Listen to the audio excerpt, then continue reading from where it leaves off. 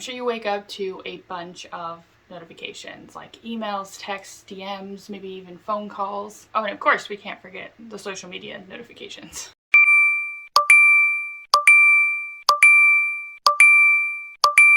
This can be an incredibly overwhelming state to wake up to the first thing in the morning. You may simply find yourself wanting to get rid of the notifications ASAP, like me. I do not like notifications being all over the place.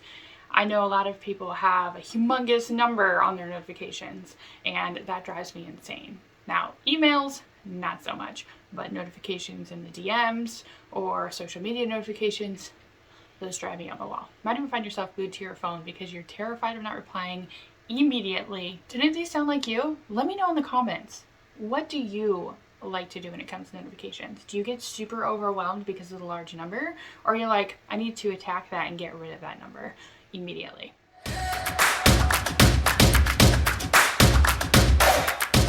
Hey, I'm Carolee, and I'm a productivity strategist for neurodivergent entrepreneurs for your business and your life, because these are always intertwined. I'm going to start with this. You cannot stay glued to your phone. It's just not realistic, although a lot of us do it. So you can simply implement boundaries with yourself and with other people when it comes to notification. And of course, I'm gonna give you some tips on how to start doing that. So I did an experiment last year, and it was because I was getting a bunch of spam calls to my phone, and I was just getting incredibly annoyed. And so I decided to put my phone on silent. I could not deal with the constant triggers of the vibrate or the ring. Now my phone's normally on vibrate, used to be on vibrate, so it was the vibrate. And I was like, nope, silent. So my mind during that time on silent, especially from the beginning, it was driving me insane. Like I always thought I was missing something. Like I was like, oh no, but what if I have a text, or what if I have a notification? Like what if I have, like, someone was trying to call me and I wasn't notified because it was on silent. Your phone doesn't go off on silent. And during this part of the experiment in the beginning, I ended up finding myself checking my phone like 24/7, like way more than I usually would, as if it went off, because my body kept thinking it was missing something. It took me a few weeks, long few weeks, to wrap my brain around that it was okay to not check it 24/7 and to not know if I was missing something. It took a few weeks. So if you do decide to do this, it will be torturous in the beginning. It will not be fun, but I'm going to show you some of the outcomes here from this experiment. So if you're also someone that's like, well, even if it's on silent, I'm going to look at it and then I'm going to get distracted. Okay, so there's another mode of this. If you don't want it on silent, you can implement airplane mode. And airplane mode literally doesn't allow any notifications to come through, period, until you turn off airplane mode.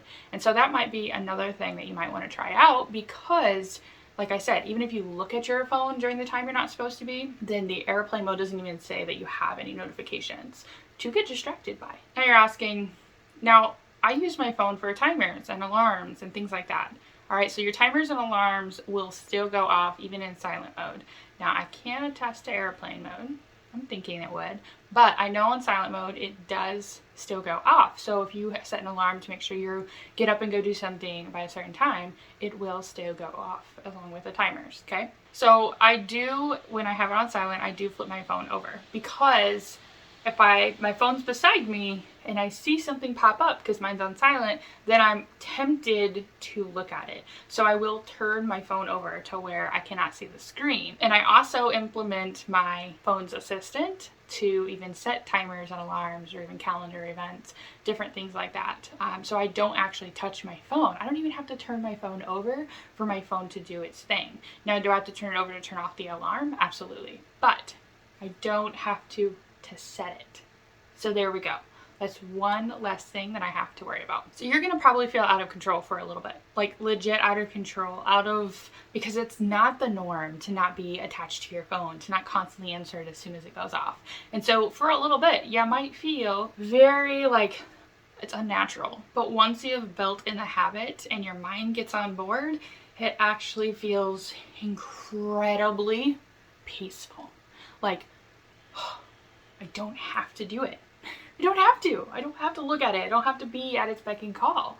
Like, it's freeing. It's peaceful. It's just liberating even. So with this type of hack. You get to be in charge of when you look at those notifications. They don't run you.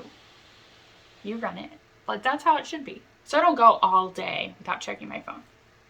I build in slots of time during my day to check my phone because I don't want it to go hours without me looking at it. What if there was an important call? What if someone was trying to get a hold of me via text? Or, you know, in a couple of hours, you could have an overloaded amount of DMs depending on how much that happens, or even emails, right? So I actually check my notifications every hour. So what if you're in notification overwhelm? Like, there is just an ungodly amount of notifications coming through at any given time, and you feel completely overwhelmed to even remotely check them every hour because, like, there could be hundreds. Depends on where you're at in your business, your personal life, how much you use different things, right? Everyone has a different amount of notifications for a couple of reasons. So there's 5 ways I'm going to give you today that you can use to start eliminating the amount of notifications. You can use all 5, or you can choose 1 or 2. But let me know in the comments which ones you're going to implement. So number 1 is leave groups on Facebook that no longer serve you. Go into your groups and just leave the ones that are like, you're like, I don't even care about what's in here anymore. Or this doesn't serve me in this time of my life and I don't really need to be in here.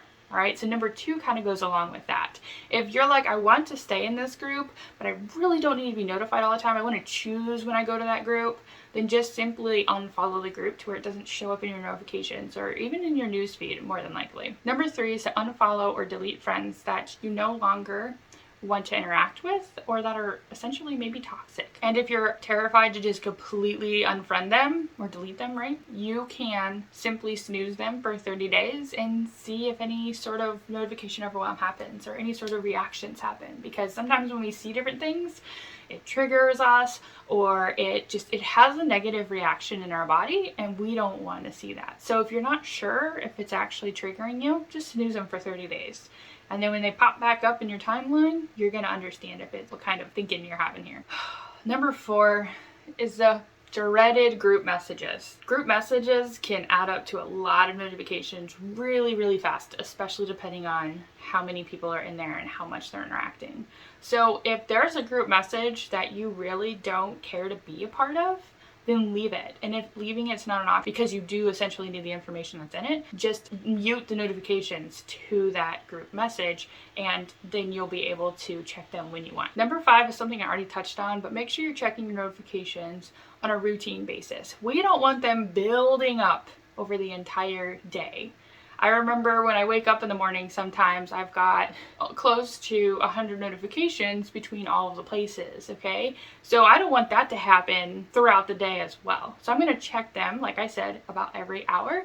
Kind of build in that time to make sure you're checking them so it doesn't get super build up. And if you're someone that gets notification overwhelm really, really fast, this is a great way for them not to just simply get built up. Okay, so we're going to eliminate the amount of notifications that we are receiving to begin with, and then we're going to check them at routine times. That is the whole point of this video. If you take nothing, that's what we are doing here. And so if we're not constantly being bombarded by notifications that we absolutely need to check right away, it allows us to focus longer, okay? And as a neurodivergent entrepreneur, you want to focus as long as possible, whenever possible. So taking away the temptation is going to be huge for you. And if you're someone that struggles with focusing, you should check out my focus tips, which I have linked in the description of this video, and you can go ahead and grab those for free. So back to my little experiment. I started that experiment. Then I went to a conference, and during that conference, somebody had their phone on vibrate on the table, and it kept going off. And do you know what happened when it kept going off?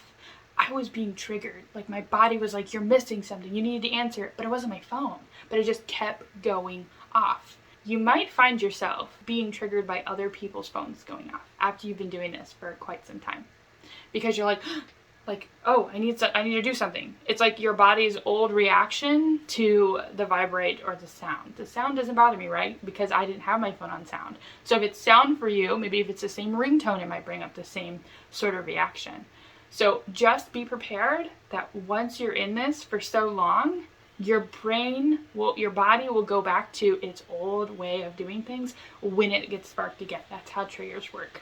So just be aware that that might happen for you. But in general, I do not let my phone run me anymore. I use my phone as a tool, but the tool does not run me in the sense of having to check it all the time in the notification realm. Now, do I still let alarms and calendar events and timers and things? I use my phone as a tool to help me stay on task, to help me focus longer, to help me not be interrupted. But it's not like I need to answer it right now. And you might even be asking, well, what if an important call comes through? What if someone needs to get a hold of me? That is why I implement the every hour rule. I let my friends and family know that I was going to be putting my phone on silent for my own peace of mind, and that I would get back to them within an hour. And I have successfully done that for about 2 years now. So it is okay as long as you're checking them routinely. Okay? Don't be afraid to try it out. Unless you're a type of person or a type of job that you might have to have it on, this is a great way to make sure that you are not letting the phone control you. So overall, you get to decide what this adventure is all about. So which one are you going to choose? Are you going to try to put this on silent? Are you going to try it out? Give it a week. But like I said, it took a couple of weeks for me not to feel like I was out of control. All right. So if you really, really, really want to experiment with this properly, give it at least 3 weeks on silent to see when your body adjusts to it. You don't feel out of control. So let me know in the comments if you're going to try this out. I would love to know who is all going to try out the whole, let's put my phone on silent and let's see how much more freeing and focused that you are. Make sure you subscribe so you don't miss out on any productivity magic for neurodivergent entrepreneurs, okay? I drop 1 new video every single week just for people like you.